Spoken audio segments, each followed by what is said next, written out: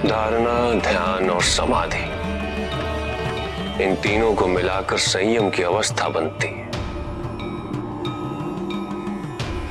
और इन तीनों के द्वारा ही चित्त को वश में किया जा सकता है।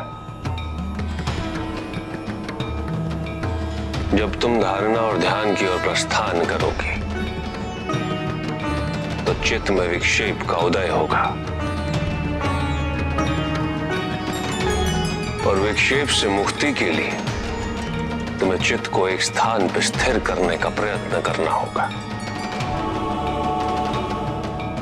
उसके लिए किसी पदार्थ विशेष या देश विशेष पर ध्यान केंद्रित किया जाता है। योग में देश के दो अर्थ हैं कन्या। देश आपके शरीर के भीतर भी अवस्थित होता है। भूमध्य अर्थात ललाट के मध्य, नासिका का अग्रभाग, हृदय और नाभि। यह हमारे शरीर में स्थित देश है। इसके अतिरिक्त गुरु, देवी देवता की मूर्ति, प्रज्वलित दीपशिखा, किसी योगी का शरीर, ओमकार जैसी ध्वनि के आलंबनों को भी योग में देश कहते हैं। चित्त को किसी पदार्थ या देश विशेष में केंद्रित करने की प्रक्रिया धारणा,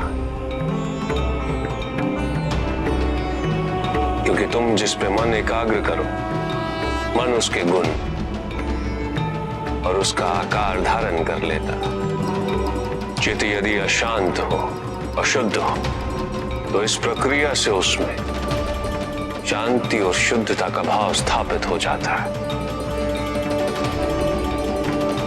यही एक सर्वोत्तम मार्ग है कन्या, चित्त शुद्धि का। पदार्थ विशेष या देश विशेष का चिंतन करते हो, चित्त तद्रुप हो जाए तो वो ध्यान है।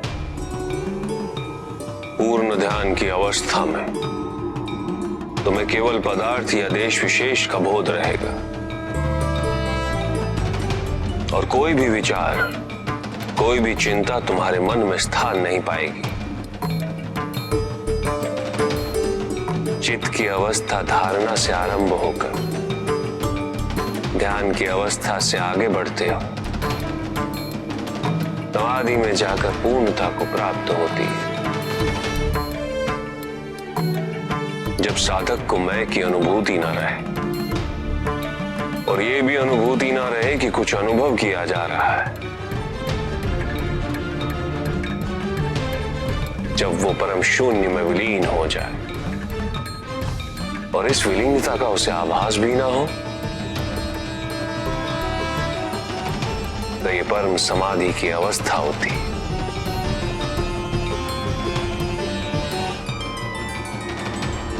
श्वास दर्शन।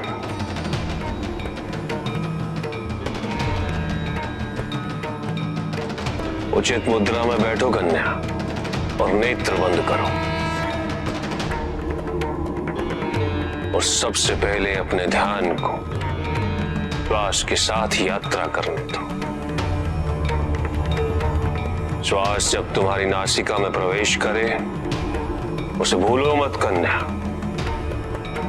उसके साथ विचरण करो। ये कहां जा रही है, तुम्हें कहां स्पर्श कर रही। जब श्वास का अस्तित्व तुम्हें हर क्षण ज्ञात रहे तो धीरे से नेत्र खोलो और सब कुछ भूल कर धारणा और ध्यान की ओर अग्रसर हो जाओ।